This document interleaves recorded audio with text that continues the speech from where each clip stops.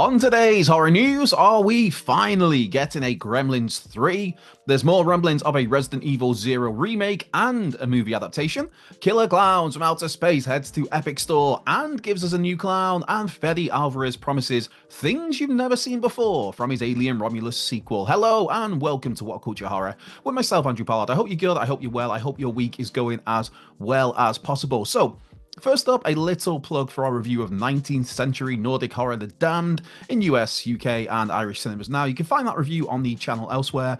We've also got a review of the new Street Trash film on the way. In fact, that might even be live on the channel by the time you're watching this. We are trying a few different things here on What Culture Horror in 2025, so you'll be seeing more reviews, more news videos like this, some interviews. In fact, we've got an interview booked in for Monday night that should go live at some point next week, so keep your eyes peeled for that. It should be an absolute cracker. Right. Anyway, news. That is what you're here for. And I guess the big story to lead with today is that, yes, 41 years after the original film, 35 years after the last film, it looks as if a new Gremlins movie could finally be on the way. This comes from Deadline, who reported on future plans that Warner Brothers have in place right now. Future plans that have franchise hopes for The Lord of the Rings, The Hunt for Gollum, Practical Magic 2, DC's Clayface and Supergirl, Drew Goddard's incoming script for a new Matrix, a new Gremlins from Christopher Columbus, and a Goonies treatment as well. Of course, Christopher Columbus was the writer of the original Gremlins movie, and the person who actually came up with the Gremlins concept in the first place. It was his idea. Gremlins was his idea, and then it kind of got the interest of Steven Spielberg, and we took things off from there. Joe Dante obviously came in to direct. I mean, there have been several times over the years where there was kind of work afoot, should we say, on developing the Gremlins 3. Christopher Columbus even has written a script, seemingly, because he's not been shy about saying how unhappy he was with Gremlins 2, the new batch. That was a film that he wasn't involved in. He just kind of got a characters created by sort of credit on there, because obviously it features characters that were in that first film. In fact, Christopher Columbus said back in 2017 that he had a twisted and dark script in place for a story for Gremlins 3 that would pose quite the question, because, I mean, if the Gremlins spawned from Gizmo, getting him wet, feeding after midnight, would it not just make sense to take out Gizmo, which is quite the conundrum, quite the pickle?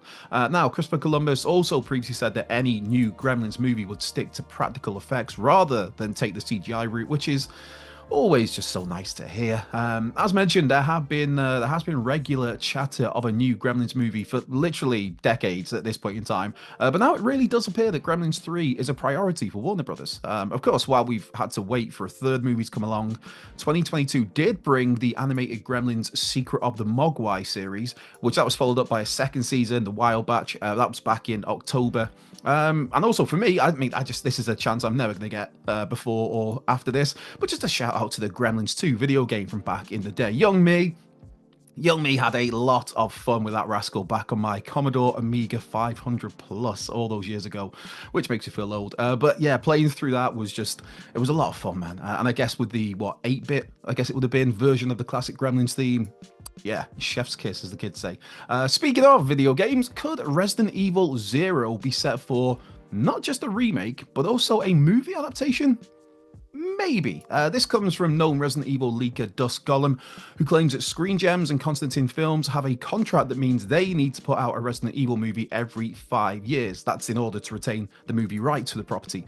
Resident Evil Welcome to Raccoon City was the most recent Resi movie that was released in 2021, and it promised so much. There was so much potential there, but ultimately Welcome to Raccoon City was... yeah, it was a bit of a disappointment. I mean, seriously, I was so hyped for that film at one point. In fact, I was lucky enough to interview director Johannes Roberts. I think that was for...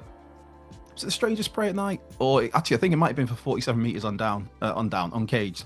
Either way, one of the times I spoke to Johannes, and the Resident Evil movie came up and his plans for it, about how he was looking to pull plenty from the first two excellent Resident Evil games, which all sounded, again, just so promising. If anything, though, ultimately, Welcome to Raccoon City, it tried to cram too much in, and it just made Leon S. Kennedy look like a total idiot. Now, that's a character that, If you took a poll of Resident Evil fans and asked their favorite character, a lot of them are going to be saying Leon. And Leon in Welcome to Raccoon City just looked like such a goon. Anyway, the point being, that film was released back in 2021. So by this logic, Screen Gems and Constantine Films will need to put out a new Resident Evil movie by 2026, which is quite scary to think that 2026 is like that's next year.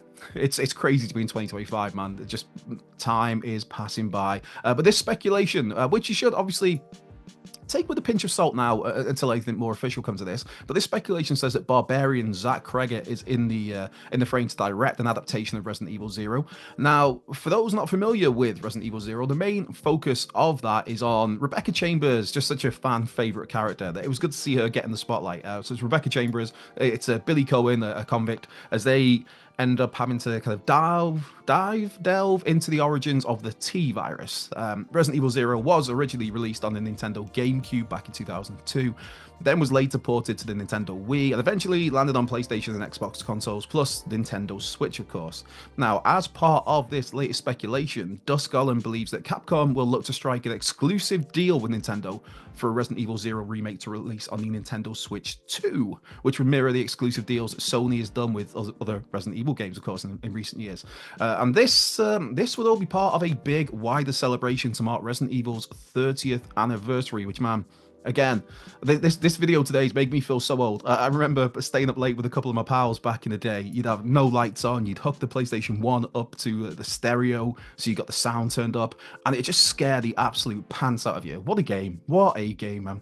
Anyway, that first Resident Evil initially released all the way back in 1996, meaning next year would mark 30 years since that release. And if this speculation is to be believed, that 30th anniversary will bring us a Resident Evil Zero remake and a Resident Evil Zero movie. Not to mention, finally, hopefully giving us Resident Evil 9, which, again, it's crazy to think that it's 4 years since Resident Evil Village, that's a game I really need to pick things back up with. You know, when you get really into like a new game, you put some good hours into it, but then you get distracted by something. And then you return to that game a few weeks later or a few months later, and it's just like, where was I up to?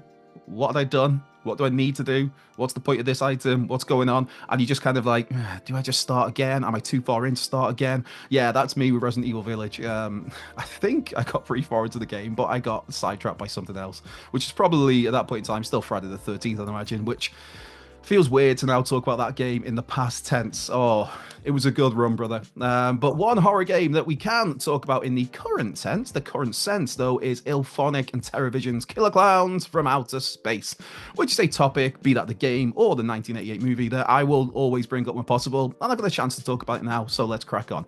This week brings news that Killer Klowns from Outer Space is now available through the Epic Game Store. And not just that, for the latest patch that's been released has fixed a few bugs and introduced a nice new Kyoto Brothers designed clown. That clown, why, that is Bucky, which is a new skin for the Hunter clown type, and someone described as the galaxy's toothiest terror, which follows in the footsteps of Oki being introduced towards the end of last year. For Oki and now Bucky, they are designed from original sketches from the Kyoto brothers, the three brothers, genius brothers, who brought us Killer Klowns back in 1988. As for the bugs that this latest patch has fixed, the bounce caster has been fixed, where previously the radius for that would appear bigger if you were the host. Collision issues have been sorted for the Crescent Cove and Top of the World maps.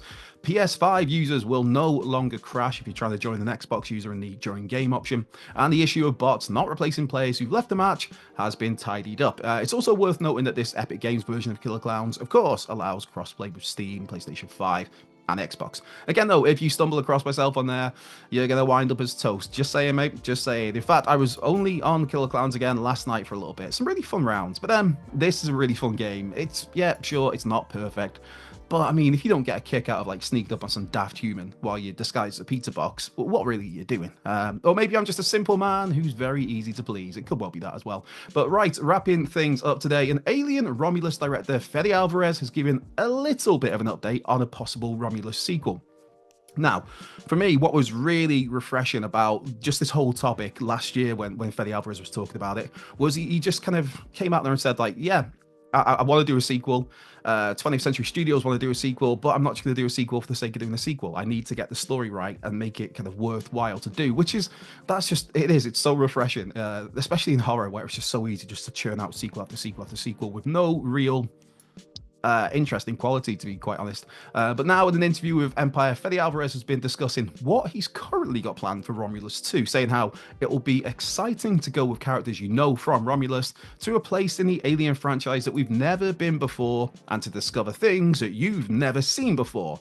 Again, it's worth noting how an Alien Romulus sequel is not 100% happening, but Fede Alvarez, Redo Sayegas are currently working on a story for that sequel, and obviously 20th Century Studios, they are keen on the sequel thanks to the largely positive reception the film received. I know there are some people that weren't a fan of the film, but a lot of people did like that film, there was one or two moments. I mean, ham-fisted lines that just, yeah, you know what I'm talking about. I can't say it because I think we'll get demonetized if I actually say the words, but yes, anyway, but yeah, this is a film that largely was received well by fans, by critics, and also, more importantly, it took home like what, $350 million from a budget of around $80 million, so that's a nice chunk of change there. During this interview with Empire, again, Fede Alvarez reiterated that yeah, he won't do a Romulus sequel unless he has a really good idea or something that's worthy of the franchise, which, yeah, I can't emphasize it enough. That's just really refreshing to hear, because it's just so easy to churn out. I mean, they could do a Romulus sequel. They could start one right now, just with a basic idea that pretty much just mirrors that previous film, or something else that we've seen in the Alien franchise. It would be so easy just to do a lazy cash grab, which we've seen so many times with horror franchises over the years. I mean, we've seen so many times, you could say, maybe, with the wider Alien franchise. Just saying. But yeah, it's nice to hear somebody say like, yeah, I could do it. I know the studio wants to do it, but I'm not going to do it unless I feel like, yeah, we've actually got something good here. So, yeah, I mean, Fede Alvarez as well. This is someone for me who's got a lot of credit in the bank. I mean, you go back to the 2013 Evil Dead.